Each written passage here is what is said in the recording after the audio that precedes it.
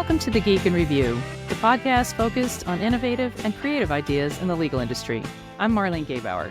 And I'm Greg Lambert. And this week we are happy to have with us Jane Oxley, who's the Chief Revenue Officer at Smokeball. Jane, you're normally in Australia, but today you are parked in Chicago, apparently right outside the L. So we may hear a train go by every once in a while. You may. Thanks. It's good to be here.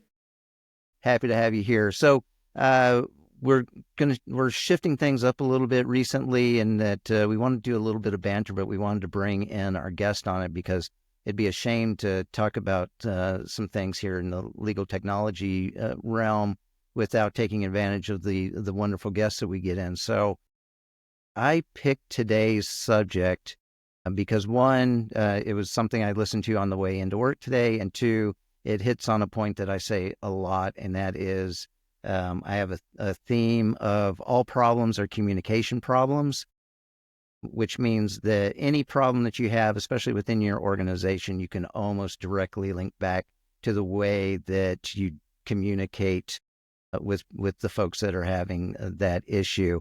But I learned today there's this thing called Conway's Law.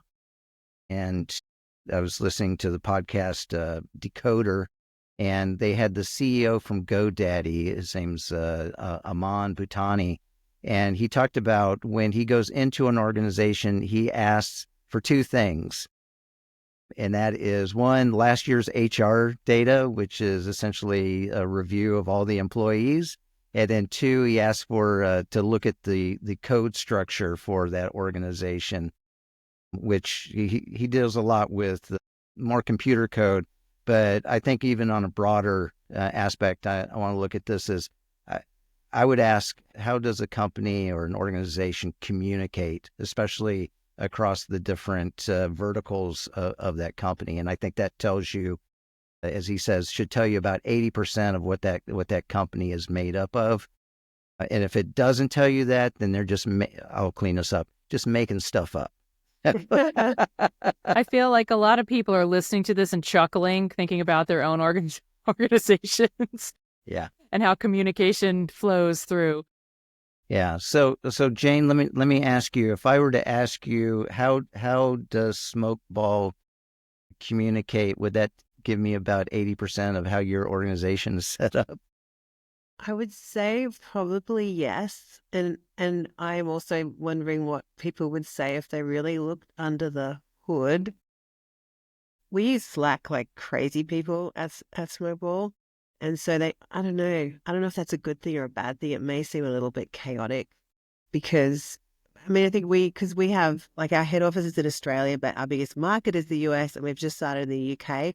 So trying to navigate those time zones, as well as, all of our product comes out of one place generally, it's difficult. So I think Slack would be an interesting thing to look at. And then, I think a lot of companies, their internal systems grow with them, which ours definitely have. So there's probably all sorts of weird stuff in there which would show over communication or under communication in some areas, I'm sure. Yeah. Marlene, what do you think about communicating? I'm going to take a hard pass on talking about my organization, but I do think, just from a law firm perspective, that I think the comment is interesting because, in big law, you just have people that are spread out, Jane, like as you've mentioned, but perhaps a little more conservative in terms of how they communicate, using, things more like email or even in person, whether that's on video or whether that's face to face.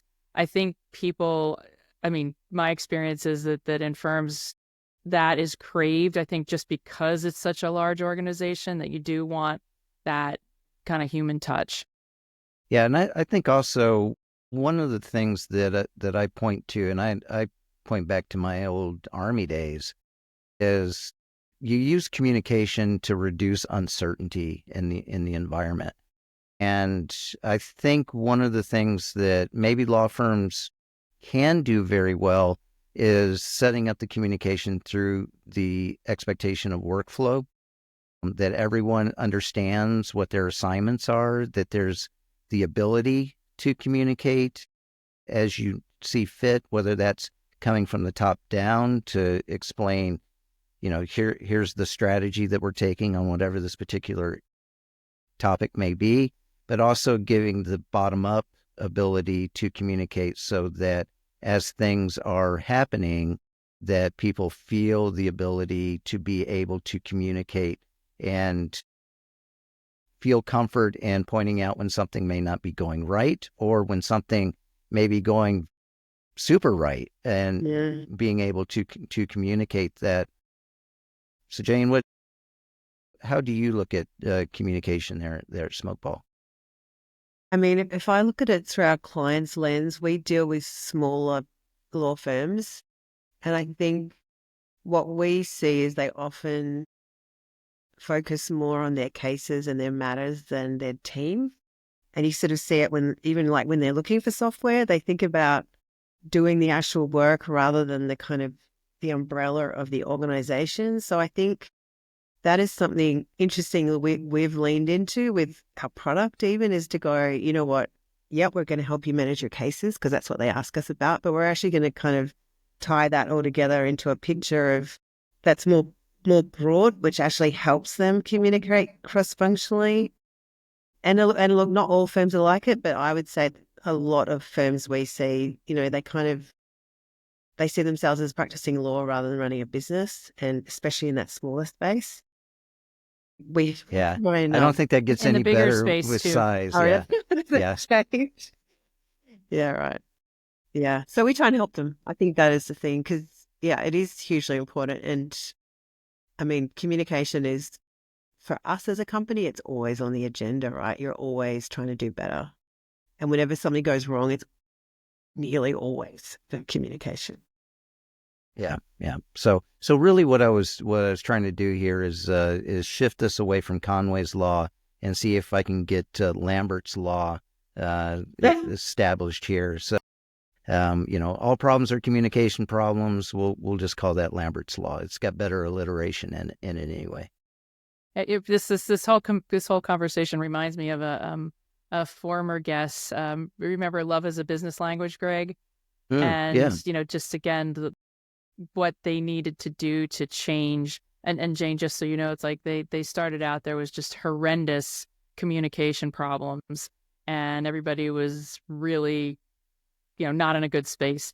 The CEO sort of went to a conference and was transformed, and they basically what they learned and what they applied, they put this into this book. Really good lessons about honesty, but respect, and sort of talking through difficult situations. So, all right. You ready to talk about Smokeball, Jane? Sure, let's do it. All right. So before we dive deep into the topic of AI's effect on profitability of legal services and value-based billing, which we will, tell us a little bit about Smokeball and your role as the Chief Revenue Officer. So Smokeball is a practice management software company. We're Australian, but our biggest market is the US, followed by Australia, and we've just recently started up in the UK. We've been around since about 2013, and I think we probably have a reputation for being very good at productivity, very good at client service, and we like to see our clients lead a less stressful life, I think is probably what I would say, and make more money doing it, which is definitely in the small end of town when we're talking about billing and AI is a problem. And my role, so I'm one of the founders, and my role isn't always strictly definable, but generally the business units report up to me. So like the US business unit reports up to me and the UK business unit.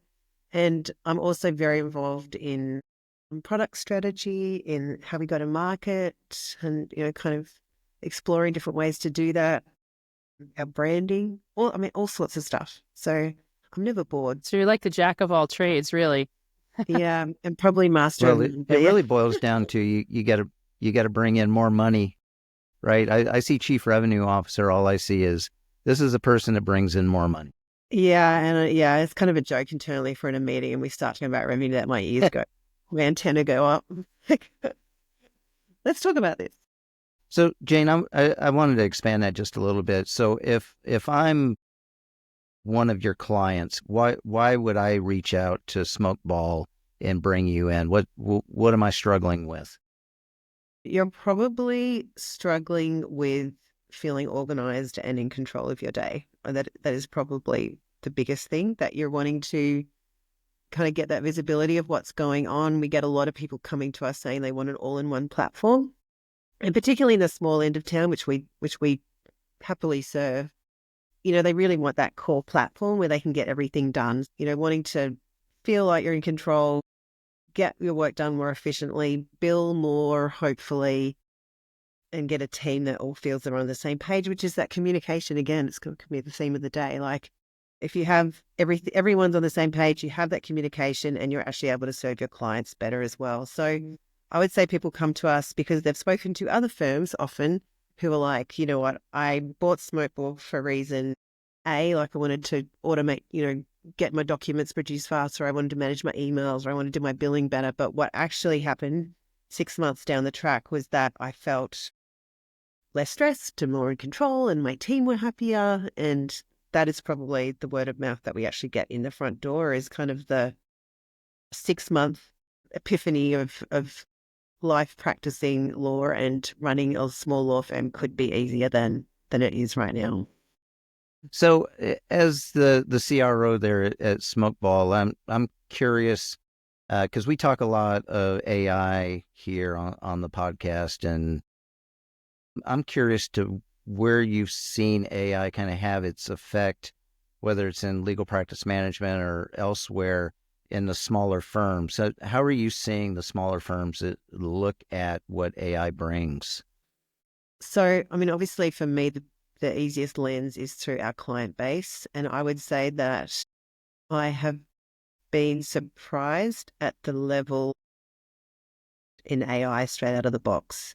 We definitely have the extremes. We have, I've spoken to one firm who's like, we have decided we are not touching anything AI, so please don't talk to us about it. And to the other extreme, who are like, please can we talk to you because we're doing this on ChatGPT, and we've done, we've set up these things and we've loaded all our cases into this, and you're like, okay. So we have to kind of look at all the markets, but I mean, they're definitely hyper aware of it, even in the small space, and they're interested in seeing what it's going to do from them. And I think it's great because, I mean, some of the questions you've got today, it's making them think about efficiency in a way that I think a lot of small businesses haven't done before. Do you find that they, there's interest, but do you find that they kind of truly understand, some of the nuances of, say, Gen AI versus AI? I mean, I'm hearing, firms are saying we're not going to touch this. It's like you're already touching it. If you have Word, you're already touching it. But do they understand kind of those nuances? Or are they eager to learn that?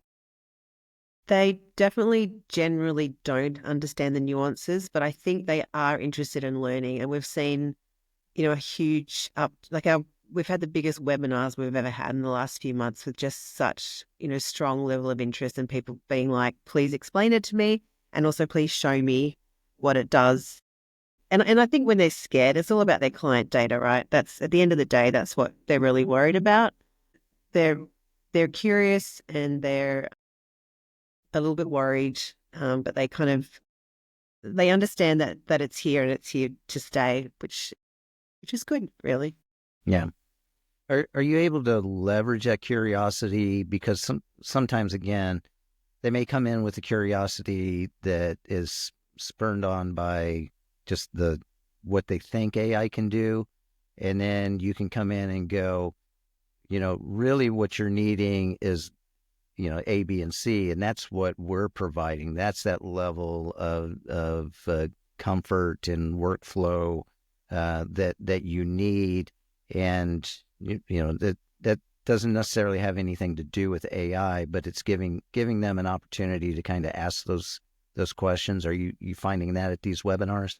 Yeah, yes, 100%. It's really interesting because our client base has gone from, like, we often talk about that, like, if you asked a client what they wanted, they'd want a faster horse, not a car. I've just totally wrecked that saying. But our clients have gone from being like that, largely, anyone who's listening, not you, other people, to being like, can Smokeball make my lunch and clean the house and like do everything? So it's incredible that we've got this on Slack, this AI question channel coming through from clients that a lot of us are on. And it's incredible just to see how our clients' minds have opened up to the possibilities of how their work life could be. So I think that is a hugely beneficial thing.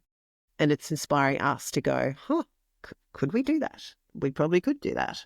So yeah, it's actually kind of becoming this very positive cycle of change for us and our clients already. So I just thought of this question, and I'm really curious to hear what you have to say about this, because you work with sort of smaller firms, and I'm curious in terms of the efficiencies that Gen AI tools are kind of bringing, to these law firms.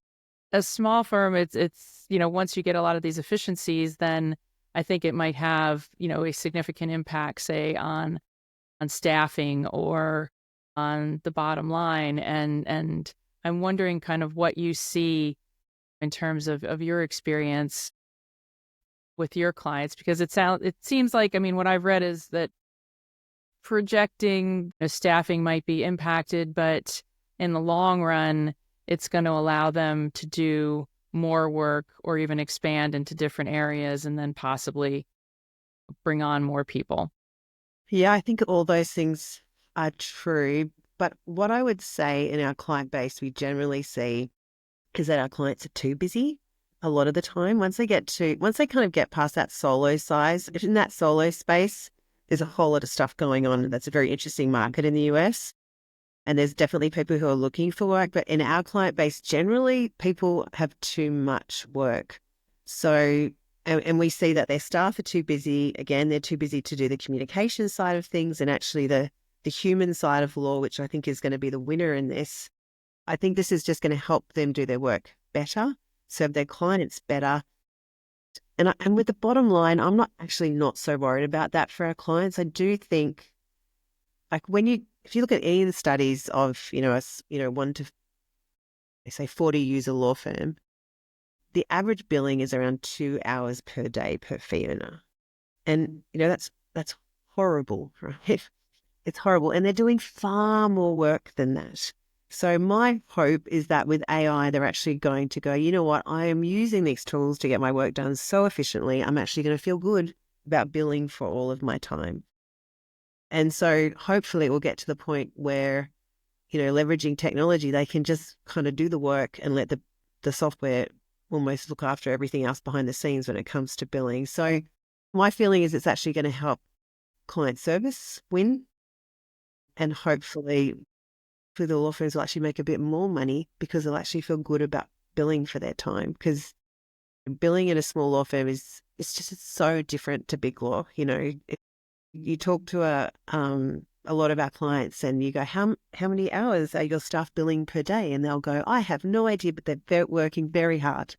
They're working very hard. And you're like, that's great.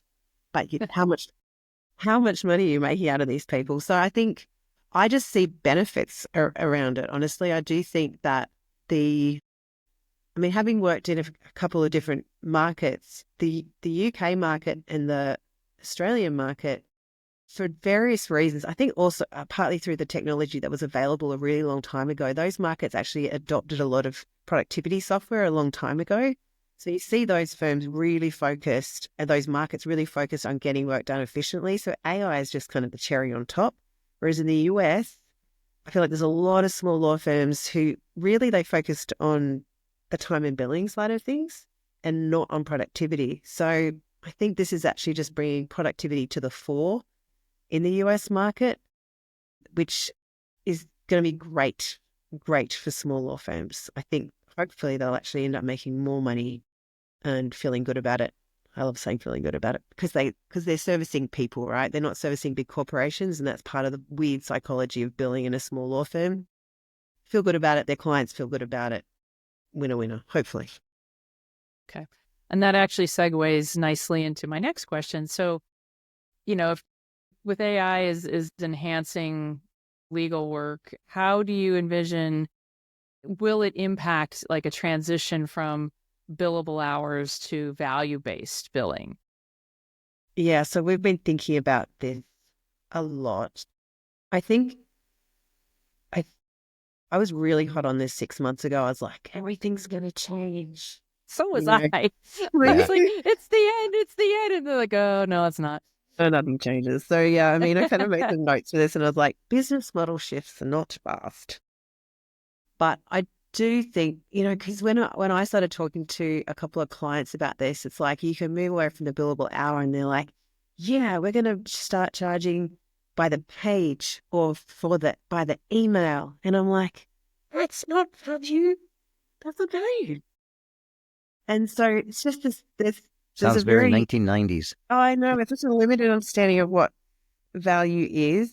I do think that consumers are pushing this barrow, right? And they have been for a long time. Consumers don't want an hourly rate. They want certainty. And you do see it creeping in. I do think that increases in productivity are going to make firms more confident in doing this. But my biggest piece for this is education. I think they need, and it's quite different per practice area, right? I think family law, for example, it's a tricky area. It's a tricky area. You never know how a matter's going to go. And value is, it's hard to, it's a little bit intangible sometimes in some of these practice areas. So I think there's areas where it will be easier to implement than others. And obviously you see that in, estate planning and so on has already moved a lot to fixed fee. But I do think it's going to creep out wider. And I think the tools, the AI and the tools around them are going to help them feel more confident once they kind of see how to do it. And we've got, like, I know a firm who does a really good job in family law of kind of scoping it out at work, almost like she's doing a building project for her clients. And then if something goes sideways at some point, just as in a building project, she'll rescope. So, there's different ways to do it, which is that value? I'm not sure. And then you've got, people like Sean Jardine in the UK who is doing some great education on how to do value-based billing and how he's kind of published this whole workbook, which is really impressive on how to do it. So I think it is going to push the industry that way. It has gradually been shifting that way for a long time, but I don't think it's like magical overnight. Well, we can't talk AI or even value-based models, I think, without talking about the ethical considerations that come along with this type of change, especially when we're dealing with things like client confidentiality, the data that's involved, regulatory issues. I'm sure there's a ton of things. So, what kind of ethical concerns are you hearing from your clients around this type of change? I think, well, we've got that spectrum, as I said, of people who won't even touch it because they're so concerned, even though, as Marlene said, they're using it every day. Again, I think this is an education piece. I think it's understanding what you can do and what you can't do. Looking to all the bar associations are saying to publish really good guides and checklists around what to look for and what to do. So I think that's a good area to lean into. I mean, there's common sense, right? Don't put your client data into an open AI model. I know clients of ours who've done that and shown us all the wonderful things that it's done for them. And we're like, you know what? Put it in our one because it's in a nice little ring-fenced environment. It's not going to go anywhere else. So I think a little bit of education, choosing your providers carefully. So, I think a lot of law firms hopefully will have someone like us or similar where they've got, a trusted provider who has a lot of their data, because, that's the thing. You've got to have the data for it to be useful.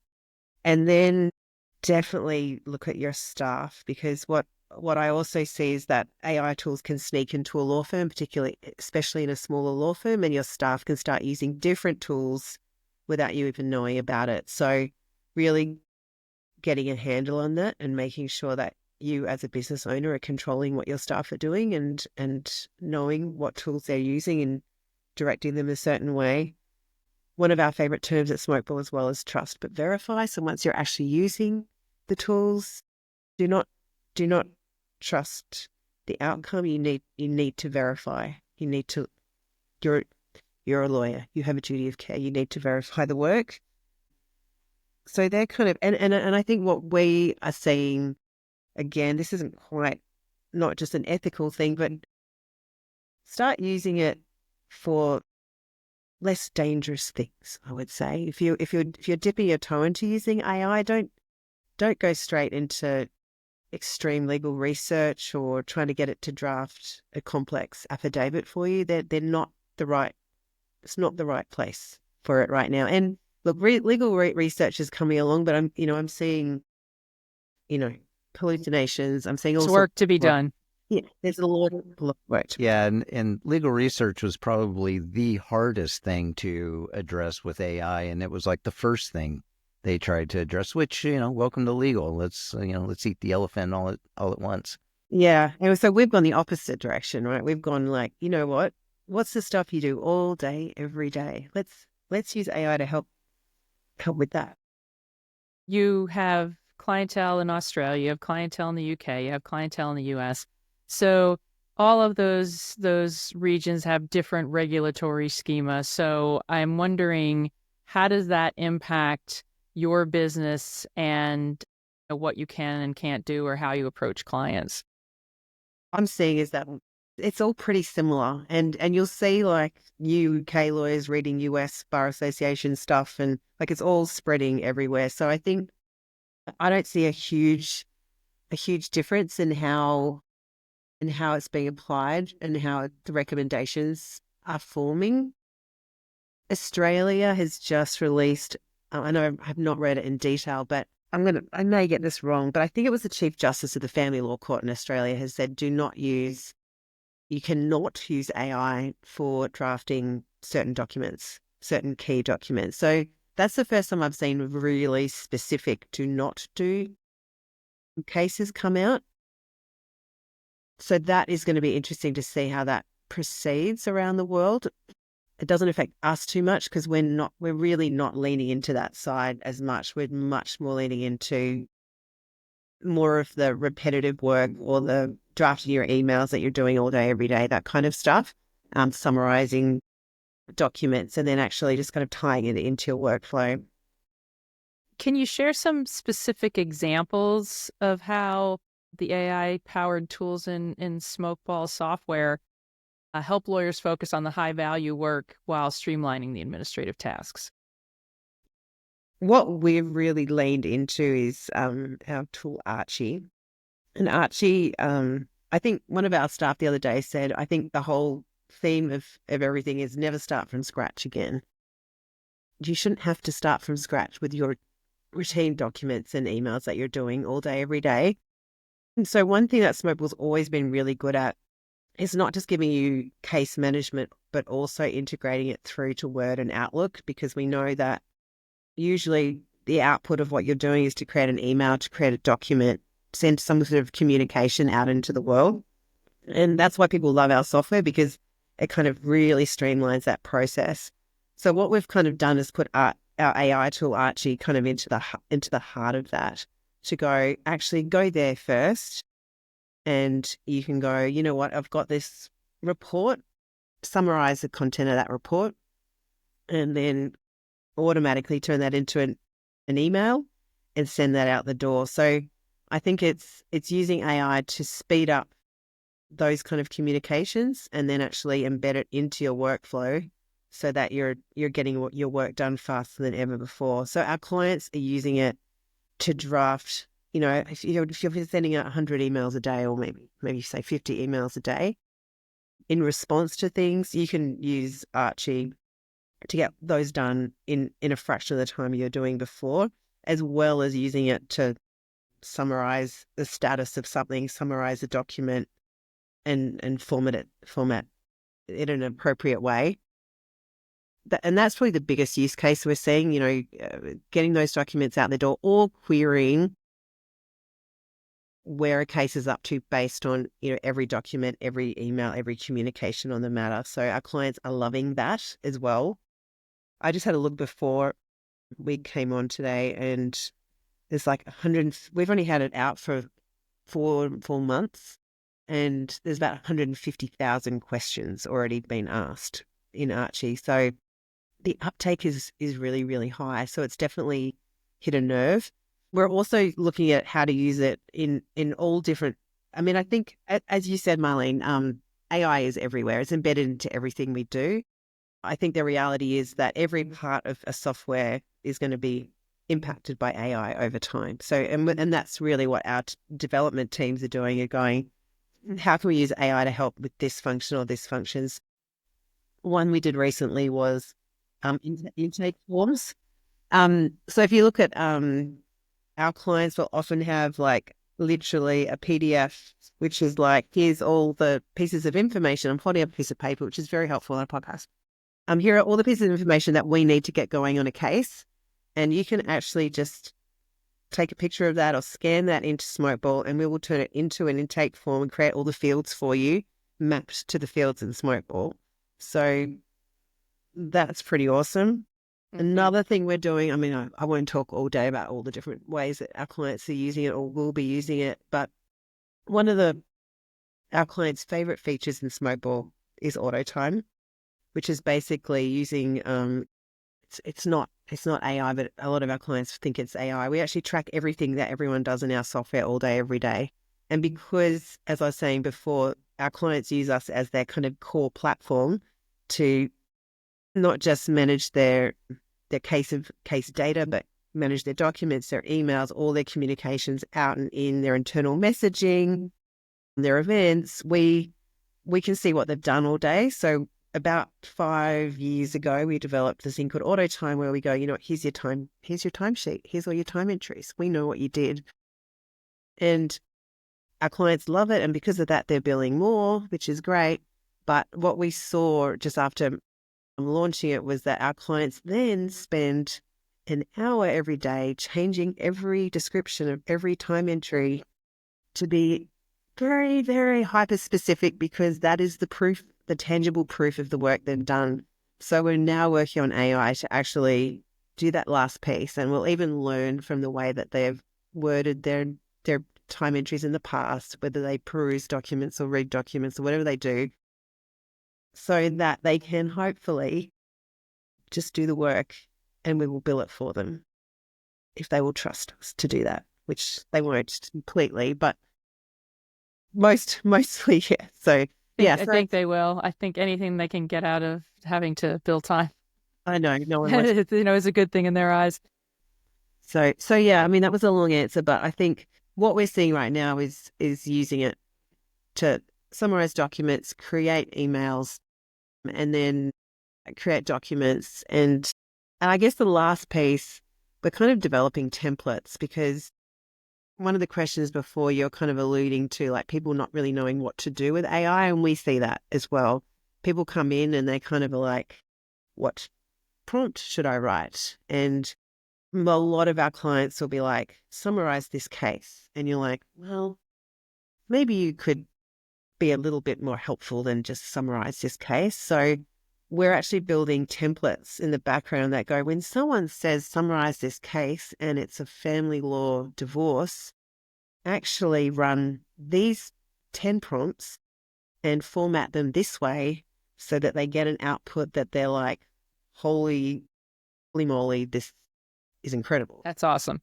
So we're actually just kind of trying to go, most people are not prompt kings and queens, and we know what output they're trying to get because we have legal IP on our team at Smokeball, so we can go, this is actually what the right answer that they wanted. So then it becomes more repeatable process for them that they're happy with. Yeah, a couple of observations as you were talking. One, never underestimate the lawyer still wanting to wordsmith their time entries.